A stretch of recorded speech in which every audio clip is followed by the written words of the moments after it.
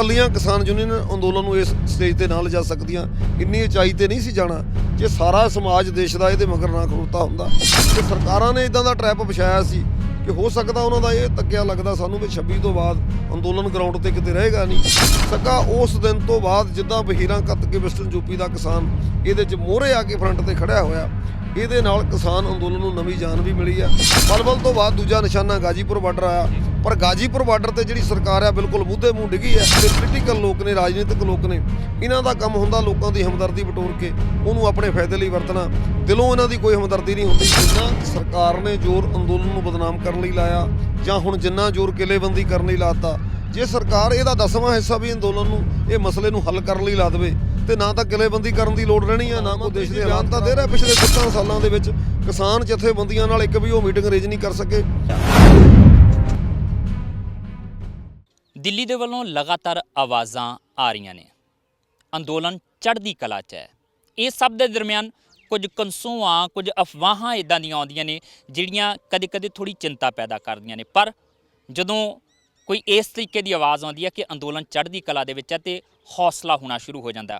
ਦਿੱਲੀ ਤੋਂ ਹੁਣੇ ਆਏ ਨੇ ਸਤਨਾਮ ਸਿੰਘ ਸਾਨੀ ਹੋਰੀ, ਭਾਰਤੀ ਕਿਸਾਨ ਯੂਨੀਅਨ ਦੁਆਬਾ ਦੇ ਜਨਰਲ ਸਕੱਤਰ ਨੇ।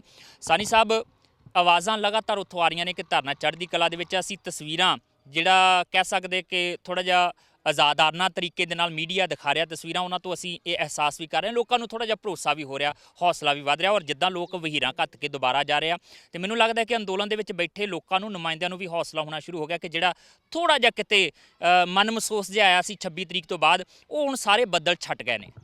ਦੇਖੋ, ਅੰਦੋਲਨ ਜਸਵੀਰ ਜੀ, ਇਹ 'ਚ ਕੋਈ ਸ਼ੱਕ ਨਹੀਂ, ਜਦੋਂ ਦੇ ਆਪਾਂ ਦਿੱਲੀ ਬੈਠੇ 2 ਮਹੀਨੇ ਤੋਂ ਵੱਧ ਸਮਾਂ ਹੋ ਗਿਆ, ਅੰਦੋਲਨ ਦਿਨ ਪ੍ਰਤੀ ਦਿਨ ਚੜ੍ਹਦੀ ਕਲਾ 'ਚ ਗਿਆ। 'ਚ ਕੋਈ ਸ਼ੱਕ ਨਹੀਂ। ਸਮਾਜ ਦੇ ਸਾਰੇ ਵਰਗਾਂ ਦਾ, ਜਿਹੜੇ ਸਿੱਧੇ ਤੌਰ ਤੇ ਖੇਤੀ ਨਾਲ ਨਹੀਂ ਵੀ ਜੁੜੇ ਹੋਏ, ਉਹਨਾਂ ਦਾ ਵੀ ਬਹੁਤ ਵੱਡਾ ਸਹਿਯੋਗ ਆ। ਹੋ ਸਕਦਾ ਕੱਲੀਆਂ ਕਿਸਾਨ ਯੂਨੀਅਨ ਅੰਦੋਲਨ ਨੂੰ ਇਸ ਸਟੇਜ ਤੇ ਨਾ ਲਿਜਾ ਸਕਦੀਆਂ। ਇੰਨੀ ਉਚਾਈ ਤੇ ਨਹੀਂ ਸੀ ਜਾਣਾ ਜੇ ਸਾਰਾ ਸਮਾਜ ਦੇਸ਼ ਦਾ ਇਹਦੇ ਮਗਰ ਨਾ ਖਲੋਤਾ ਹੁੰਦਾ। ਅੰਦੋਲਨ ਪੂਰਾ ਚੜ੍ਹਦੀ ਕਲਾ 'ਚ ਆ। ਉਹ ਗੱਲ ਵੱਖਰੀ ਆ ਕਿ ਮੀਡੀਆ ਦੇ ਕੁਝ ਹਿੱਸੇ ਨੇ ਪਹਿਲੇ ਦਿਨ ਤੋਂ ਹੀ ਕਿਸਾਨ ਅੰਦੋਲਨ ਨੂੰ ਬਦਨਾਮ ਕਰਨ ਦੀ ਕੋਈ ਕਸਰ ਨਹੀਂ ਛੱਡੀ। ਤਰ੍ਹਾਂ ਦੇ ਬਦਨਾਮੀ ਦੇ ਇਲਜ਼ਾਮ ਇਹਦੇ 'ਤੇ ਲਗਾਤਾਰ ਲਾਏ ਗਏ। ਪਰ ਜਿਹੜੀ ਦੇਸ਼ ਦੀ ਜਨਤਾ, ਜਿਹੜੀ ਜਨਤਾ ਦੀ ਆਵਾਜ਼ ਆ, ਉਹਨੂੰ ਲੰਬੇ ਸਮੇਂ ਤੇ ਨਾ ਕੋਈ ਦਬਾ ਸਕਦਾ ਤੇ ਨਾ ਹੀ ਉਹਦੇ 'ਤੇ ਕੋਈ ਪਰਦਾ ਪਾ ਸਕਦਾ। ਹਾਂ ਠੀਕ ਹੈ, 26 ਤੋਂ ਬਾਅਦ 26 ਨੂੰ ਜਿਹੜੀਆਂ ਘਟਨਾਵਾਂ ਹੋਈਆਂ ਉਹ ਅਣਕਿਆਸੀਆਂ ਸੀ। ਕਿਸਾਨ ਜਥੇਬੰਦੀਆਂ ਉਹਦੇ ਲਈ ਮੈਂਟਲੀ ਪ੍ਰਿਪੇਅਰ ਨਹੀਂ ਸੀਗੀਆਂ ਕਿ ਸਰਕਾਰਾਂ ਨੇ ਇਦਾਂ ਦਾ ਟਰੈਪ ਵਿਛਾਇਆ ਸੀ ਕਿ ਹੋ ਸਕਦਾ ਉਹਨਾਂ ਦਾ ਇਹ ਤੱਕਿਆ ਲੱਗਦਾ ਸਾਨੂੰ ਵੀ 26 ਤੋਂ ਬਾਅਦ ਅੰਦੋਲਨ ਗਰਾਊਂਡ ਤੇ ਕਿਤੇ ਰਹੇਗਾ ਨਹੀਂ। 26 ਤੋਂ ਬਾਅਦ ਜਿਹੜਾ ਸਰਕਾਰ ਦਾ ਪੱਖੀ ਮੀਡੀਆ ਜਾਂ ਕਾਰਪੋਰੇਟ ਦਾ ਮੀਡੀਆ, ਉਹਨੇ ਇਦਾਂ ਦੀ ਵਿਛਾੜ ਮਤਲਬ ਇਹਨੂੰ ਬਦਨਾਮ ਕਰਨ ਦੀ ਕੀਤੀ। ਇੱਕ ਵਾਰੀ ਤਾਂ ਸਾਰਾ ਦੇਸ਼ ਵਿਦੇਸ਼ ਦਾ ਜਿਹੜਾ ਕਿਸਾਨ ਆ ਉਹ ਸਹਿਮ ਗਿਆ ਸੀ ਕਿ ਅੰਦੋਲਨ ਦਾ ਫਿਊਚਰ ਕੀ ਹੋਊਗਾ। ਪਰ ਦੇਸ਼ ਦੀ ਜਨਤਾ ਬੜੀ ਜਾਗਰੂਕ ਆ। ਸਭ ਤੋਂ ਪਹਿਲਾਂ ਹਰਿਆਣੇ ਨੇ ਜਿੱਦਾਂ ਸਾਥ ਦਿੱਤਾ, ਉਹ ਕਹਿੰਦੇ ਸੀ ਅਸੀਂ ਫਰੰਟ ਤੇ ਵਿਚਰਦੇ ਹਾਂ, ਰੋਜ਼ ਗਰਾਊਂਡ ਦੀ ਸਿੱਧੇ ਤੌਰ ਤੇ ਲੋਕਾਂ ਨਾਲ ਵਾਹ ਪੈਂਦਾ ਪਿੱਛੇ। ਪਹਿਲਾਂ ਹਰਿਆਣੇ ਨੇ ਡਟ ਕੇ ਸਾਥ ਦਿੱਤਾ ਵੀ ਸਾਨੂੰ ਸਭ ਪਤਾ ਜਿਹੜੀਆਂ ਸਰਕਾਰ ਦੀਆਂ ਚਾਲਾਂ ਇਹ ਕੋਈ ਲੁਕੀਆਂ ਨਹੀਂ ਹੈਗੀਆਂ। 2-3 ਦਿਨ ਲਈ ਅੰਦੋਲਨ ਨੂੰ, ਇੱਕ ਤਾਂ ਵੈਸੇ ਕੁਦਰਤੀ ਤੌਰ ਤੇ ਲੋਕਾਂ ਨੇ ਮੁੜਨਾ ਸੀ, ਜਿਹੜੇ ਇਕੱਲੇ 26 ਲਈ ਗਏ ਸੀ, ਬਹੁਤ ਭਾਰੀ ਗਿਣਤੀ 'ਚ ਇਕੱਠ ਸੀ, ਲੱਖਾਂ ਟਰੈਕਟਰ ਪਹੁੰਚਿਆ, ਉਹਨੇ ਤਾਂ ਮੁੜਨਾ ਸੀ। ਜਦੋਂ ਮੀਡੀਆ ਨੇ ਪ੍ਰਚਾਰ ਕੀਤਾ ਬਹੁਤ ਸਾਰਾ ਹਿੱਸਾ ਦੂਜਾ ਵੀ ਪਿੱਛੇ ਨੂੰ ਮੁੜਿਆ। ਲੇਕਿਨ 2 ਦਿਨ ਤੋਂ ਬਾਅਦ ਅੰਦੋਲਨ ਫਿਰ ਚੜ੍ਹਦੀ ਕਲਾ 'ਚ ਗਿਆ। ਹੁਣ ਤੇ ਠਾਠਾ ਮਾਰਦਾ ਇਕੱਠ ਡੇਲੀ ਪਹੁੰਚ ਰਿਹਾ, ਪੰਜਾਬ 'ਚੋਂ ਪਹੁੰਚ ਰਿਹਾ, ਹਰਿਆਣੇ 'ਚੋਂ ਪਹੁੰਚ ਰਿਹਾ। ਸਭ ਤੋਂ ਵੱਡਾ ਪਲੱਸ ਪੁਆਇੰਟ ਸਗੋਂ ਇਹ ਹੋਇਆ ਜਿਹੜਾ ਗਾਜੀਪੁਰ ਬਾਰਡਰ ਤੇ ਕਾਂਡ ਹੋਇਆ। ਪਹਿਲਾਂ ਜਿਹੜਾ ਉੱਤਰਾਖੰਡ ਦਾ ਕਿਸਾਨ ਜ਼ਿਆਦਾ ਗਿਣਤੀ 'ਚ ਆਉਂਦਾ ਸੀ, ਜਿਹੜਾ ਵੈਸਟਰਨ ਯੂਪੀ ਉਹਦੇ ਵਿੱਚੋਂ ਬਹੁਤ ਜ਼ਿਆਦਾ ਗਿਣਤੀ 'ਚ ਕਿਸਾਨ ਨਹੀਂ ਸੀ ਆਉਂਦਾ। ਮੈਂ 2 ਵਾਰੀ ਵਿਜ਼ਿਟ ਕੀਤੀ ਗਾਜੀਪੁਰ ਬਾਰਡਰ ਦੀ। ਸਕਾ ਉਸ ਦਿਨ ਤੋਂ ਬਾਅਦ ਜਿੱਦਾਂ ਬਹੀਰਾਂ ਘੱਤ ਕੇ ਵੈਸਟਰਨ ਯੂਪੀ ਦਾ ਕਿਸਾਨ ਇਹਦੇ 'ਚ ਮੋਹਰੇ ਆ ਕੇ ਫਰੰਟ ਤੇ ਖੜਿਆ ਹੋਇਆ, ਇਹਦੇ ਨਾਲ ਕਿਸਾਨ ਅੰਦੋਲਨ ਨੂੰ ਨਵੀਂ ਜਾਨ ਵੀ ਮਿਲੀ ਆ। ਇਹਦੀ ਗਿਣਤੀ 'ਚ ਵੀ ਵਾਧਾ ਹੋਇਆ, ਏਰੀਏ ਦਾ ਵਿਸਤਾਰ ਹੋਇਆ। ਹੁਣ ਤਾਂ ਬਿਹਾਰ ਤੱਕ ਵੀ ਅੰਦੋਲਨ ਦਾ ਜਿਹੜਾ ਇਸ ਅੰਦੋਲਨ ਦਾ ਵਿਸਤਾਰ ਹੈ ਉਹ ਬਿਹਾਰ ਤੱਕ ਹੋ ਚੁੱਕਿਆ। ਹੋ ਸਕਦਾ ਥੋੜ੍ਹੇ ਦਿਨਾਂ ਤੱਕ ਇਹ ਬੰਗਾਲ ਤੱਕ ਵੀ ਦੇਖਣ ਨੂੰ ਗਰਾਊਂਡ ਤੇ ਵੱਡਾ ਮਿਲੇਗਾ। ਅੱਛਾ, ਇੱਕ ਚੀਜ਼ ਆ, ਗਾਜ਼ੀਪੁਰ ਬਾਰਡਰ ਦੀ ਤੁਸੀਂ ਗੱਲ ਕੀਤੀ ਹੈ, ਔਰ ਮੈਂ ਇਹ ਵੀ ਜਾਣਦਾ ਕਿ ਪਿਛਲੇ ਦਿਨੀ ਮਨਜੀਤ ਸਿੰਘ ਰਾਏ ਹੋਰੀ ਤੁਹਾਡੀ ਜਥੇਬੰਦੀ ਦੇ ਪ੍ਰਧਾਨ ਨੇ, ਉਹ ਆਏ ਸੀਗੇ, ਜਥਾ ਇੱਕ ਲੈ ਕੇ ਗਏ ਇੱਥੋਂ ਪੰਜਾਬ ਤੋਂ, ਔਰ ਉਸ ਦਿਨ ਹੀ ਤੁਸੀਂ ਬਕਾਇਦਾ ਗਾਜ਼ੀਪੁਰ ਬਾਰਡਰ ਤੇ ਗਏ ਵੀ ਹੋਏ ਸੀਗੇ। ਉਦੋਂ ਇੱਕ ਘਟਨਾਕ੍ਰਮ ਉਹ ਵਾਪਰਿਆ ਸੀ ਸਾਰਾ। ਪਰ ਉਸ ਸਭ ਤੋਂ ਬਾਅਦ ਜਿਹੜੀਆਂ ਪਰਿਸਥਿਤੀਆਂ ਬਣੀਆਂ ਆ, ਉਹ ਵਾਰ-ਵਾਰ ਜ਼ਿਕਰ ਉੱਠਦਾ ਹੈ ਕਿ ਇਸ ਅੰਦੋਲਨ ਨੇ ਸਿਆਸੀ ਲੋਕਾਂ ਨੂੰ ਆਪਣੇ ਤੋਂ ਬਹੁਤ ਕਿਨਾਰੇ ਤੇ ਰੱਖਿਆ ਔਰ ਇਸੇ ਕਰਕੇ ਇੱਥੋਂ ਤੱਕ ਪਹੁੰਚਾ। ਪਰ ਹੁਣ ਸਵਾਲ ਇਹ ਵੀ ਉੱਠਣੇ ਸ਼ੁਰੂ ਹੋ ਗਿਆ ਕਿ ਕੀ ਸਿਆਸੀ ਲੋਕਾਂ ਦੀ ਮੌਜੂਦਗੀ ਜਿਹੜੀ ਗਾਜ਼ੀਪੁਰ ਬਾਰਡਰ ਦੇ ਉੱਤੇ ਰਕੇਸ਼ ਟਕੈਤ ਹੋਰਾਂ ਨਾਲ ਨਜ਼ਰ ਆਉਣੀ ਸ਼ੁਰੂ ਹੋ ਗਈ ਹੈ। ਕਿ ਇਸ ਬਾਬਤ ਜਥੇਬੰਦੀਆਂ ਕੋਈ ਗੱਲਬਾਤ ਕਰ ਰਹੀਆਂ ਨੇ, ਕੋਈ ਵਿਚਾਰ ਚਰਚਾ ਕਰ ਰਹੀਆਂ ਨੇ, ਜਾਂ ਹੁਣ ਥੋੜਾ ਜਿਹਾ ਮੋਕਲਾ ਕਰ ਦਿੱਤਾ ਗਿਆ ਉਹ ਫੈਸਲਾ ਕਿ ਠੀਕ ਹੈ ਹੁਣ ਜਿਹੜੇ ਸਿਆਸੀ ਲੋਕ ਅਸੀਂ ਮੰਚ ਤੇ ਨਹੀਂ ਆਉਣ ਦੇਵਾਂਗੇ, ਉਹਨਾਂ ਨੂੰ ਬੋਲਣ ਨਹੀਂ ਦੇਵਾਂਗੇ, ਮੰਚ ਤੇ ਬੈਠਣ ਨਹੀਂ ਦੇਵਾਂਗੇ, ਪਰ ਹੇਠਾਂ ਬੈਠ ਕੇ ਜਿਹੜੇ ਉਹ ਜਾ ਸਕਦੇ, ਜਾਂ ਇੱਥੋਂ ਤੱਕ ਦੀ ਗੱਲ ਜਿਹੜੀ ਉਹ ਕਰ ਲਈ ਗਈ ਹੈ? ਦੇਖੋ, ਉਹ ਤਾਂ ਸੰਯੁਕਤ ਕਿਸਾਨ ਮੋਰਚੇ ਨੇ ਜੋ ਫੈਸਲਾ ਕਰਨਾ, ਉਹ ਗੱਲ ਠੀਕ ਹੈ ਤੁਹਾਡੀ। ਉਹ ਕੁਝ ਇਮੋਸ਼ਨਲ ਮਤਲਬ ਪਲ ਸੀਗੇ ਜਿਹੜੇ ਉਸ ਰਾਤ ਦੇ ਕਿਸਾਨ ਅੰਦੋਲਨ ਤੇ ਪੂਰਾ ਕੁਐਸਚਨ ਮਾਰਕ ਲੱਗਾ ਹੋਇਆ ਸੀ। ਸਾਰੀ ਦੁਨੀਆ ਨੇ ਦੇਖਿਆ ਜੋ ਗਾਜੀਪੁਰ ਵਿੱਚ ਵਾਪਰਿਆ। ਸਰਕਾਰ ਦੀ ਨੀਤੀ ਅਸੀਂ ਸੋਚਿਆ ਇਹ ਲੱਗਦੀ ਵੀ ਇਹ ਅੰਦੋਲਨ ਦੇ ਵਿੱਚ ਗਿਣਤੀ ਥੋੜ੍ਹੀ ਹੈ। ਸਰਕਾਰ ਨੇ ਇਹ ਮਤਲਬ ਫੈਸਲਾ ਕੀਤਾ ਜਾਂ ਚਾਲ ਚੱਲੀ ਵੀ ਸਭ ਤੋਂ ਪਹਿਲਾ ਨਿਸ਼ਾਨਾ ਉਹਨੇ ਪਲਵਲ ਬਾਰਡਰ ਨੂੰ ਬਣਾਇਆ। ਪਲਵਲ ਤੋਂ ਬਾਅਦ ਦੂਜਾ ਨਿਸ਼ਾਨਾ ਗਾਜੀਪੁਰ ਬਾਰਡਰ ਆਇਆ। ਪਰ ਗਾਜੀਪੁਰ ਬਾਰਡਰ ਤੇ ਜਿਹੜੀ ਸਰਕਾਰ ਆ ਬਿਲਕੁਲ ਮੂਧੇ ਮੂੰਹ ਡਿੱਗੀ ਹੈ। ਸਕਾ ਜਿਹੜੇ ਘਰਾਂ 'ਚ ਸੁੱਤੇ ਪਏ ਲੋਕ ਸੀ ਉਹ ਵੀ ਉੱਠ ਕੇ ਅੰਦੋਲਨ 'ਚ ਕਮਰ ਕੱਸੇ ਬੰਨ੍ਹ ਕੇ ਆ ਗਏ। ਜਿਹੜੀ ਦੂਜੀ ਤੁਸੀਂ ਗੱਲ ਕੀਤੀ ਪੋਲੀਟੀਕਲ ਨੇਤਾਵਾਂ ਦੀ, ਅਸੀਂ ਸੋਚਦੇ ਹਾਂ ਵੀ 2 ਦਿਨ ਤੋਂ ਬਾਅਦ ਜਿਹੜੀ ਇਮੋਸ਼ਨਲ ਜਨਤਾ ਹੋ ਸਕਦਾ ਜਿਹੜੇ ਰਾਜਨੀਤਿਕ ਲੋਕਾਂ ਦਾ ਜਾਣਾ, ਇਹ ਵੈਸੇ ਅਸੀਂ ਉਹਨਾਂ ਦੀ ਸਟੇਜ ਤੇ ਮੌਜੂਦਗੀ ਚੰਗਾ ਪੱਖ ਨਹੀਂ ਹੈਗਾ ਕਿ ਸੰਯੁਕਤ ਕਿਸਾਨ ਮੋਰਚੇ ਦਾ ਫੈਸਲਾ ਕਿ ਜਿਹੜੇ ਪੋਲੀਟੀਕਲ ਲੋਕ ਨੇ, ਰਾਜਨੀਤਿਕ ਲੋਕ ਨੇ, ਇਹਨਾਂ ਦਾ ਕੰਮ ਹੁੰਦਾ ਲੋਕਾਂ ਦੀ ਹਮਦਰਦੀ ਬਟੋਰ ਕੇ ਉਹਨੂੰ ਆਪਣੇ ਫਾਇਦੇ ਲਈ ਵਰਤਣਾ। ਦਿਲੋਂ ਇਹਨਾਂ ਦੀ ਕੋਈ ਹਮਦਰਦੀ ਨਹੀਂ ਹੁੰਦੀ। ਉਹ ਸੰਯੁਕਤ ਕਿਸਾਨ ਮੋਰਚੇ ਦੀ ਮੀਟਿੰਗ 'ਚ ਵਿਚਾਰ ਕੇ ਜਿਹੜੇ ਟਕੈਤ ਸਾਹਿਬ ਨੇ, ਬਹੁਤ ਸੀਨੀਅਰ ਲੀਡਰ ਨੇ, ਉਹ ਸੰਯੁਕਤ ਕਿਸਾਨ ਮੋਰਚੇ ਦੇ ਬਹੁਤ ਸੀਨੀਅਰ ਆਗੂ ਨੇ, ਉਹ ਸਾਡੇ ਨਾਲੋਂ ਜ਼ਿਆਦਾ ਵੈਸੇ ਇਹਨਾਂ ਭਾਵਨਾਵਾਂ ਨੂੰ ਪਹਿਲਾਂ ਹੀ ਸਮਝਦੇ ਨੇ। 2-4 ਦਿਨ ਦੇ ਵਿੱਚ ਹੋ ਸਕਦਾ ਜਿਹੜੇ ਕੋਈ ਰਾਜਨੀਤਿਕ ਲੋਕ ਜਾਂਦੇ ਆ ਉਹਨਾਂ ਦੇ ਲਈ ਕੋਈ ਨੀਤੀ ਵੱਖਰੀ ਬਣਾਈ ਜਾਏਗੀ, ਇਹਨੂੰ ਕਵਰ ਕਰ ਲਿਆ ਜਾਊਗਾ।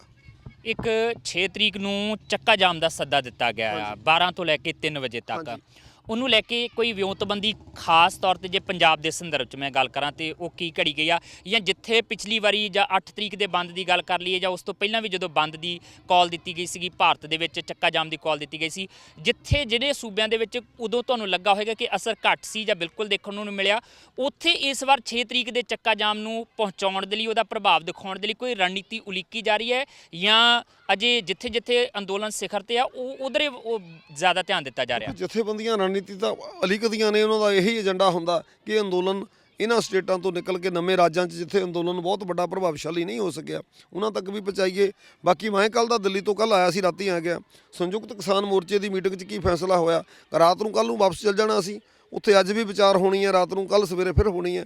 ਸਾਰੀ ਮੀਟਿੰਗ ਤੇ ਸਾਰੀ ਚਰਚਾ ਤੋਂ ਬਾਅਦ ਇਹਦੀ ਰੂਪਰੇਖਾ ਦਾ ਜਿਹੜਾ ਐਲਾਨ ਆ ਦੁਬਾਰਾ ਇੱਕ ਵਾਰੀ ਫਿਰ ਪ੍ਰੈਸ ਨੂੰ ਸੰਬੋਧਨ ਕਰਕੇ ਜਾਂ ਆਪੋ ਆਪਣੀਆਂ ਜਥੇਬੰਦੀਆਂ ਨੂੰ ਸੱਦਾ ਲਾ ਕੇ ਇਹ ਕੱਲ੍ਹ ਨੂੰ ਫਿਰ ਡਿਊਟੀਆਂ ਲਾ ਦਿੱਤੀਆਂ ਜਾਣਗੀਆਂ। ਦੀ ਰੂਪਰੇਖਾ ਕੀ ਹੋਏਗੀ, ਪੰਜਾਬ, ਹਰਿਆਣਾ, ਉੱਤਰਾਖੰਡ ਦੇ ਵਿੱਚ ਤਾਂ ਚੱਲਦਾ ਹੀ ਰਿਹਾ।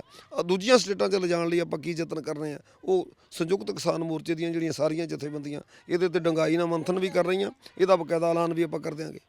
ਆਖਰੀ ਸਵਾਲ ਹੈ ਕਿ ਜਿੱਦਾਂ ਦੀ ਕਿਲ੍ਹੇਬੰਦੀ ਕਹਿ ਸਕਦੇ ਹਾਂ, ਕਿਲ੍ਹੇਬੰਦੀ ਦਿੱਲੀ ਦੀ ਕਰ ਦਿੱਤੀ ਗਈ ਹੈ, ਜਿਸ ਤਰੀਕੇ ਦੀਆਂ ਤਿਆਰੀਆਂ ਸਰਕਾਰ ਸਾਹਮਣੇ ਦਿਖਾ ਰਹੀ ਹੈ, ਉਹਨੂੰ ਦੇਖਦਿਆਂ ਹੋਇਆਂ ਕਿਸ ਨਜ਼ਰੀਏ ਨਾਲ ਉਸ ਸਭ ਨੂੰ ਜਿਹੜਾ ਉਹਨੂੰ ਲੈਂਦੀਆਂ ਨੇ ਇਹ ਕਿਸਾਨ ਜਥੇਬੰਦੀਆਂ?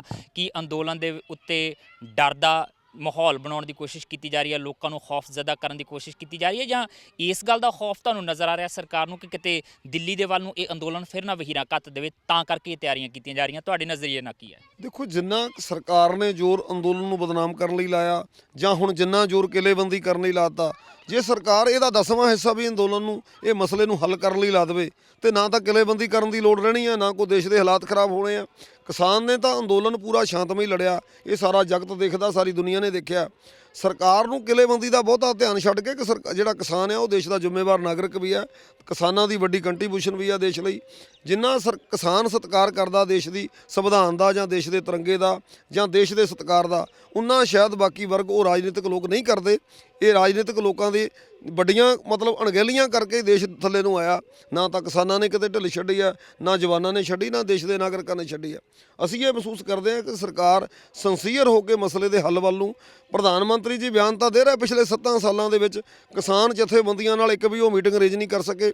ਕਾਰਪੋਰੇਟ ਘਰਾਣਿਆਂ ਦੇ ਮਹਿੰਗੇ ਸੂਟ ਬੂਟ ਪਾ ਕੇ ਉਹਨਾਂ ਦੇ ਜਹਾਜ਼ਾਂ 'ਚ ਘੁੰਮਣ ਦਾ ਖਹਿੜਾ ਛੱਡ ਕੇ ਜੇ ਕਰੋੜਾਂ ਲੋਕਾਂ ਦੀਆਂ ਭਾਵਨਾਵਾਂ ਦੀ ਤਰਜਮਾਨੀ ਕਰਨ ਦਾ ਯਤਨ ਕਰਨਗੇ, ਇਹ ਮਸਲਾ ਉਸ ਦਿਨ ਪਹਿਲਾਂ ਅੱਧਾ ਹੱਲ ਉਸੇ ਦਿਨ ਹੋ ਜਾਊਗਾ। ਪ੍ਰਧਾਨ ਮੰਤਰੀ ਨੂੰ ਚਾਹੀਦਾ ਕਾਰਪੋਰੇਟ ਘਰਾਣਿਆਂ ਦੀ ਬਲਗਣ 'ਚੋਂ ਨਿਕਲ ਕੇ ਜਿਹੜੀ ਦੇਸ਼ ਦੀ 70-80 ਕਰੋੜ ਜਨਤਾ, ਉਹਨਾਂ ਵੱਲ ਨੂੰ ਜੇ ਇੱਕ ਕਦਮ ਵਧਾਉਣਗੇ, ਅੱਧਾ ਮਸਲਾ ਉਸੇ ਦਿਨ ਹੱਲ ਹੋ ਜਾਊਗਾ। ਉਹ ਤਾਂ ਕਹਿੰਦੇ ਮੈਂ ਇੱਕ ਫੋਨ ਕਾਲ ਦੀ ਦੂਰੀ ਤੇ ਬੈਠਾ ਹਾਂ। ਨਹੀਂ, ਫੋਨ ਕਾਲਾਂ ਨਾਲ ਮਸਲੇ ਕਦੇ ਹੱਲ ਨਹੀਂ ਹੁੰਦੇ। ਜਿਹਨੂੰ ਦੇਸ਼ ਦੇ ਲੋਕਾਂ ਨੇ ਸਭ ਤੋਂ ਸਰਵੋਤਮ ਅਹੁਦੇ ਤੇ ਦਿੱਤਾ, ਉਹਦੇ ਕੁਝ ਫਰਜ਼ ਵੀ ਹੁੰਦੇ ਨੇ, ਉਹਦੀਆਂ ਕੁਝ ਡਿਊਟੀਆਂ ਵੀ ਹੁੰਦੀਆਂ, ਉਹਦੇ ਉਹਦੇ ਕੁਝ ਆਪਣੇ ਅਧਿਕਾਰ ਵੀ ਹੈਗੇ ਨੇ।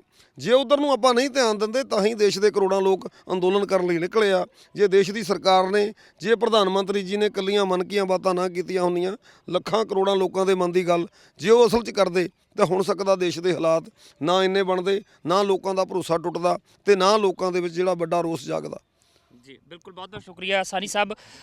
ਸਾਨੀ ਸਾਹਿਬ ਹੋਰਾਂ ਦਾ ਕਹਿਣਾ ਹੈ ਕਿ ਜੇ ਮਨ ਕੀ ਬਾਤ ਕਰਨ ਦੀ ਬਜਾਏ ਜਨ ਕੀ ਬਾਤ ਕੀਤੀ ਹੁੰਦੀ, ਲੋਕਾਂ ਦੇ ਮਨ ਕੀ ਬਾਤ ਸੁਣੀ ਹੁੰਦੀ ਤੇ ਸ਼ਾਇਦ ਇੱਥੋਂ ਤੱਕ ਦੇ ਹਾਲਾਤ ਬਣਨੇ ਹੀ ਨਹੀਂ ਸੀ। ਕੈਮਰਾਮੈਨ ਪ੍ਰਵੀਨ ਬੌਬੀ ਦੇ ਨਾਲ ਜਸਵੀਰ, ਟੀਵੀ ਪੰਜਾਬ, ਜਲੰਧਰ। ਸਤਿ ਸ਼੍ਰੀ ਅਕਾਲ ਜੀ, ਮੈਂ ਨਿਰਮਲ ਮਾਨ ਪੂਰਾ ਟੈਕਸ ਸੈਟਲਮੈਂਟ ਤੋਂ। ਇਹ ਤੁਸੀਂ ਵੀਡੀਓ ਦੇਖ ਰਹੇ ਸੀ ਟੀਵੀ ਪੰਜਾਬ ਦੇ ਉੱਤੇ। ਇਹੋ ਜਿਹੇ ਹੋਰ ਜਾਣਕਾਰੀ ਭਰਪੂਰ ਵੀਡੀਓ ਦੇਖਣ ਵਾਸਤੇ ਟੀਵੀ ਪੰਜਾਬ ਦੇ ਚੈਨਲ ਨੂੰ ਸਬਸਕ੍ਰਾਈਬ ਕਰੋ ਤੇ ਨਾਲ ਹੇਠ ਦਿੱਤੇ ਹੋਏ ਬੈਲ ਆਈਕਨ ਦੇ ਬਟਨ ਦਬਾਓ। ਸਤਿ ਸ਼੍ਰੀ ਅਕਾਲ।